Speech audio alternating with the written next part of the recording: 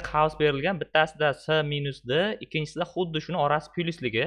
Buni ko'paytirishning qisqa yo'li bunday bo'ladi. Birinchisini olasan, minuslikda birinchisi nima? S ya. S.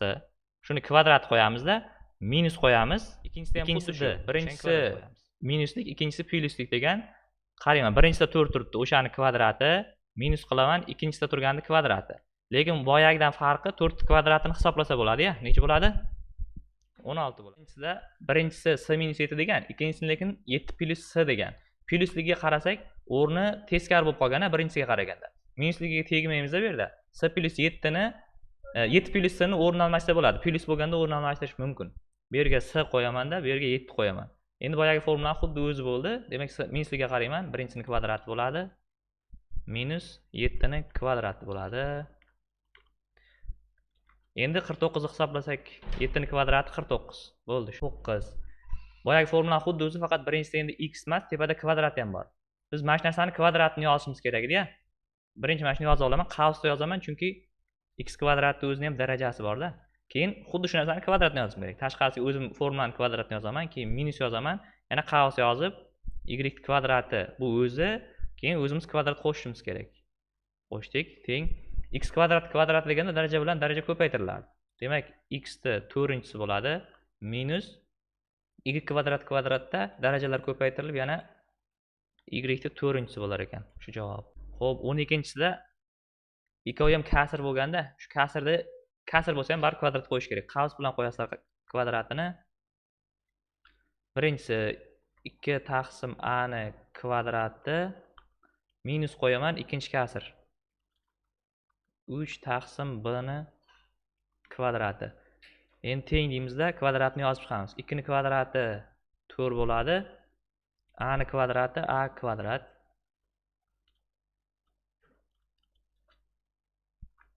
Minus deymiz, ikkinchisini ham kvadrati.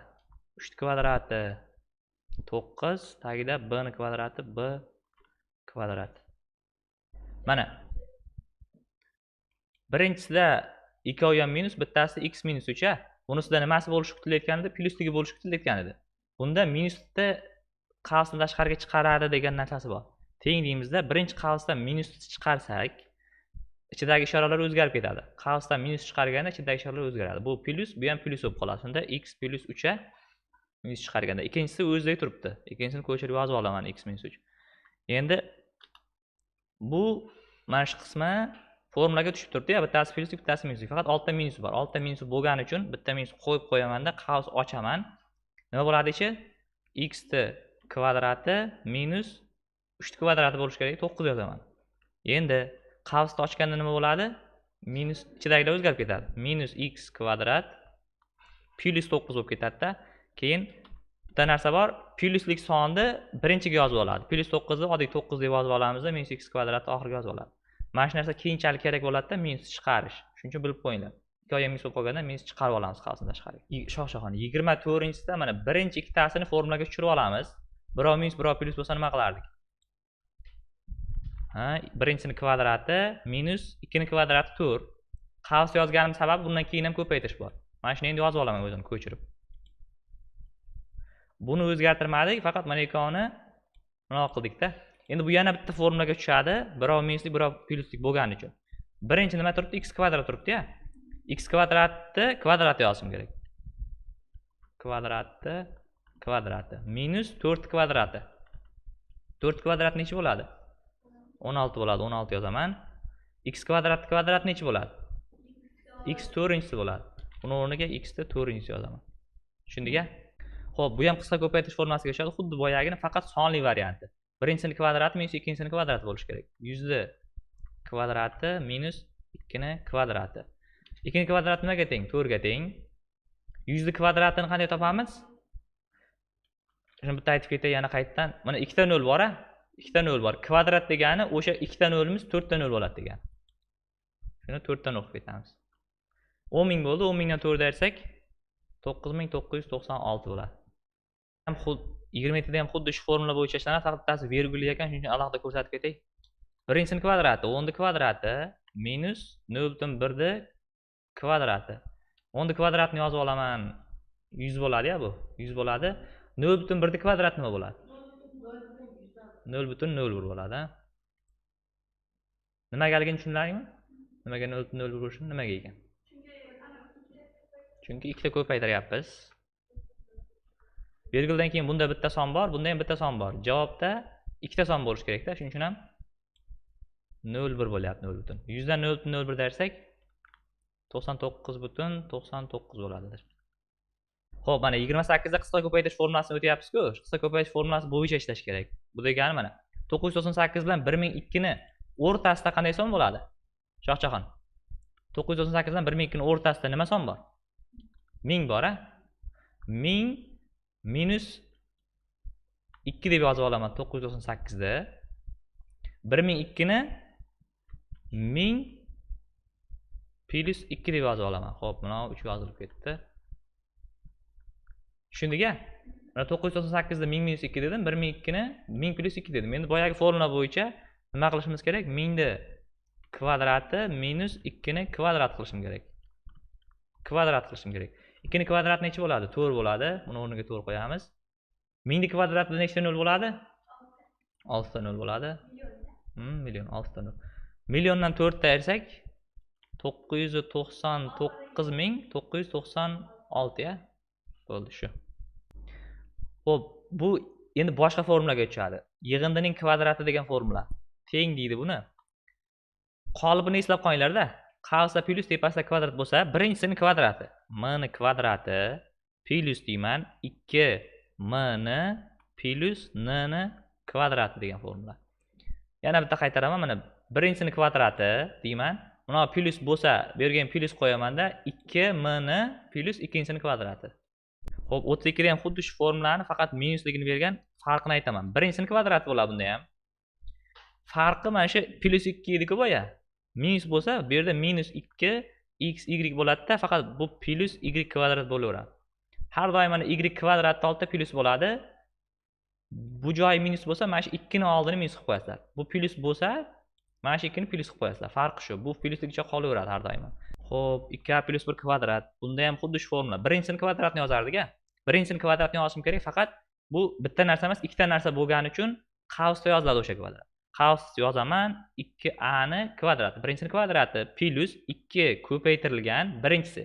2a ko'paytirilgan 1 plus birinchisining kvadrati. Tushundingmi? Boyagi narsani xuddi o'zi. Birinchisining kvadrati mana plus 2 har doim bor. 2 ko'paytirilgan birinchisi ko'paytirilgan ikkinchisi plus 1 ni kvadrati. Shu yerda soddalashtirib ketamiz. 2a ni kvadrati necha bo'ladi? 4a kvadrat bo'ladi. 4a kvadrat bo'ladi. 2 ko'paytirilgan 2a ko'paytirilgan 1 necha bo'ladi? 4a bo'ladi. 4a 1 ni kvadrati 1 bo'ladi. O'chirib tashlaymiz. Bo'ldi. Mana shu javob. 36-si ekan. Boyagi formuladan tushiladi, faqat birinchisida endi darajasi bor. Birinchisini kvadrat qilishim kerak-a. A kvadratni kvadrati nima bo'ladi? A ni 4-inchisi bo'ladi. Plus 2 ko'paytirilgan birinchisi a kvadrat. Ikkinchisi b plus b ni kvadrati. Mana kvadrati boriga kvadrat berganimiz 4 bo'ldi. B ga kvadrat berganimiz b kvadrat bo'ldi. Mana 2 ga ko'paytirganimiz mana shu bilan mana shuni o'zini ko'chirib yoziladi. O'rtada kvadrat berilmaydi ortiqcha. Faqat o'zini ko'chirib yozdik. 37 da ham xuddi shu formula ayirmaning kvadrati. Birinchisini kvadratni yozishim kerak bu yerga. B kubni kvadrati nima bo'ladi? B ni 6-inchisi bo'ladi. Minus 2 ko'paytirilgan birinchisi b kub ko'paytirilgan ikkinchisi nima? 3c plus 3c ni kvadrati 9c kvadrat. Xo'p, b 6 ga tegmaymiz, hech narsa qilib bo'lmaydi. Buni ham hech narsa qilib bo'lmaydi. Faqat mana yerda nima bor? 2 bilan 3 bor-a? Shuni ko'paytirib qo'yamiz. 6 bo'ladi. B kubsiga ham tegmaymiz, bir-biriga ko'paytirib bo'lmaydi uni ham. Ikkita kasrlik keyin darajasi ham aralashibdi. Buni birinchisining kvadrati bo'lardi-ya, birinchisining kvadrati deyman. Birinchisi endi kasr bo'lgani uchun qavsda yozib olaman. A ni kvadrati taqsim 3 ni kvadrati, birinchisining kvadrati plus 2 ko'paytirilgan birinchisi.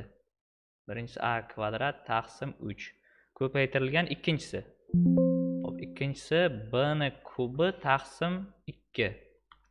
Plus deyman, ikkinchisining kvadrati bo'lishi kerak. Ikkinchisi b ni kubi taqsim 2 ni kvadrati. Endi buni soddalashtirib chiqish kerak ochiq qavslarni. A kvadrat taqsim 3 kvadrati bor a. U nima degani? Aha, a kvadrat kvadrati a ni 4-chisi, o'rtada joy qolib ketmadimi? Pastda 9. Plus deyman. Mana qaranglar, 2 bor bu yerda. 2 bilan 2 qisqarib ketar ekan. Bu ketdi. Keyin bu ham ketdi. Shunda a kvadrat bilan b kub ko'paytiriladi. A ni kvadrati bilan b ni kubi ko'paytiriladi. Pastda nima qoladi? 3. Plus buni kvadratini topishimiz kerak. B kubni kvadrati, b ni 6-chisi, 2 ni kvadrati 4. Bo'ldi shu. Teng deymiz. Birinchisini kvadratiga olishim kerak. 0.5 ni 0.5 a kubni kvadrati. 0.25 a 6 bo'ladi. A 6 bo'ladi. Plus deyman, 2 ko'paytirilgan bor. 2 ko'paytirilgan birinchisi 0.5 a kub ko'paytirilgan ikkinchisi 0.6 a. Plus deyman, ikkinchisini kvadrati 0.6 ni kvadrati 0.36 a kvadrat ekan. Xo'p, bu yerda soddalashtiradigan joy mana. 2 ni 0.5 ko'paytsak necha bo'ladi? 1 bo'ladi-ya. 1 bo'ladi. 1 ni yozish shart emas. Keyin mana 0.6 bor-ku, 1 ni o'chirib tashlayman. 0.6 ni oldinga chiqaramiz. Chunki u soni birinchida turadi koeffitsiyentda. 0.6 birinchida turadi, uni o'chirib tashlayman. A kubni a ga ko'paytirsak a 4 bo'ladi.